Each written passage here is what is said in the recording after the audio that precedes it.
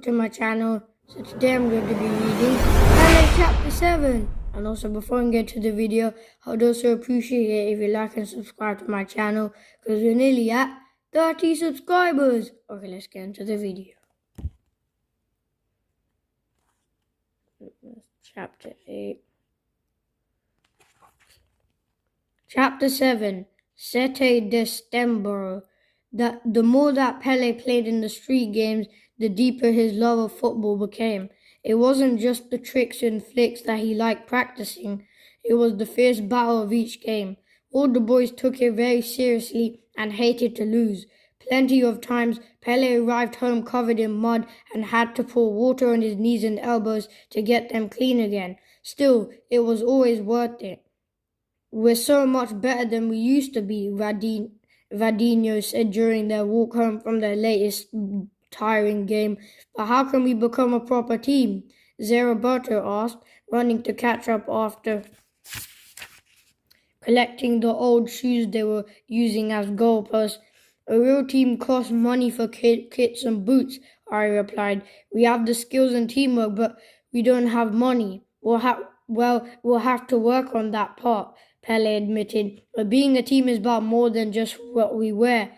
While we're trying to raise some money, let's ask some of the other boys at school if they have teams or know other kids who play football. It wouldn't be a real team in a real league yet, but it could be fun." They all liked the sound of that, and soon all kinds of plans were in motion. "So what are we going to call our new team?" Vadinho asked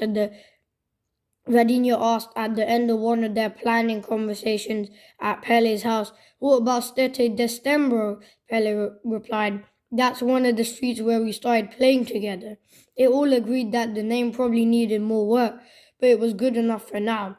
Later that week, Pelé and Zoco were in the middle of their latest button football battle, a game where each player had 11 buttons and used them to flick the ball towards the goal. Then Pelé stopped and moved a few of the extra buttons over to the far side of the table.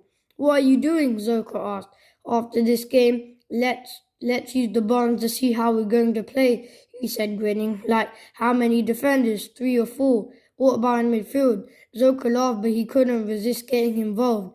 Jondinho heard the conversation and hurried over to give his ideas too.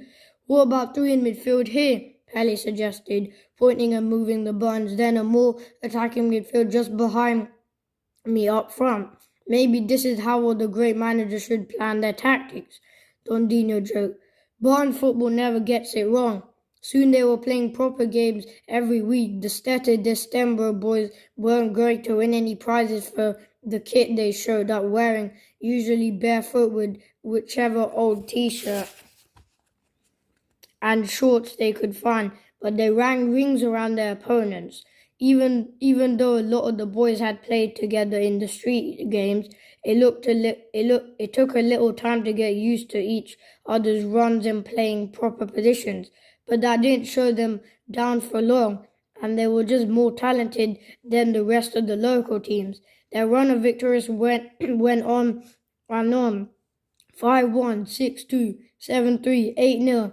No one could get near them, and Pelé was getting used to scoring a hat-trick in every game. From the very start, he was picked to be the team's main striker, and even without shoes, his shots were often unstoppable. There was another reason for the boys' smiling faces too. By selling peanuts, they got enough money to buy matching shirts. Now they would look more like a real team, and somehow the new shirt seemed to make Pelé play even better. "Get it to Pelé," Ari shouted. In the final minutes of a rare close game, Vadinho quickly chipped the ball forward into space, and Pelé was onto it in a flash. He dribbled inside and saw a big defender hesitate. After being left in the dust by Pelé twice already, he faked to go one direction, then poked the ball through the defender's legs and raced away. Now it was Pelé in a one-on-one against the keeper. There was only going to be one winner. He raced on, waited patiently for the keeper to come rushing out, then flicked the ball around him and rolled it into the goal. Goal! Sete Destember quickly gained a reputation as one of the most skillful, talented local teams. and they were still training every week to stay sharp. The next week, Pelé arrived to school just in time to see Zeriberto waving through a crowd of kids and racing towards him. "A tournament!" Zeriberto shouted, waving a sheet of paper that was getting really crumpled in his hand. "Slow down," Pelé said, laughing. "What tournament?" Zeriberto panted and tried to catch his breath. "The mayor is setting up a youth football tournament," he finally managed to reply. "It will be here in Baru, and any local team can enter." Pelé's eyes lit up. A big tournament was just what they had been waiting for. They ran over to share the good news with Vadinho and Ari. There was a lot of excitement in the air at the next Stete December training session. All the players had heard about the tournament and were counting the days until they would get to show what they could do in a real competition. Pelé was always confident when it came to winning football games, but he especially liked Stete December's chances. He had beaten most of the other teams, and he had even scored 5 goals against some of them.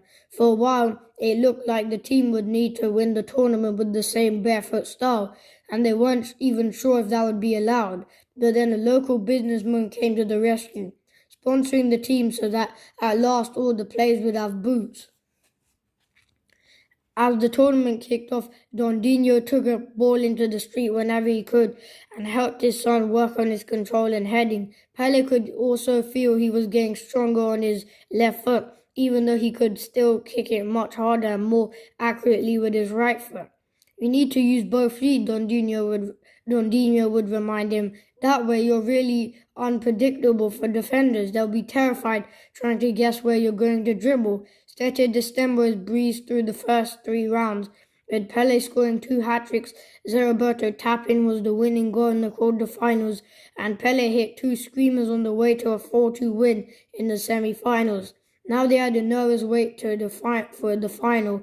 To make it more special occasion, the game would be played at the main BAC Stadium, and Pelé soon heard that tickets were selling fast. "Well, I guess I was right," Dondinho said, smiling. "What about what?" Pelé asked. "I always had a feeling that you would play at this stadium just like I used to," Dondinho replied. Pelé would never forget the feeling of walking onto the BAC pitch as a player. It was an unfamiliar feeling, but a stadium he knew very well.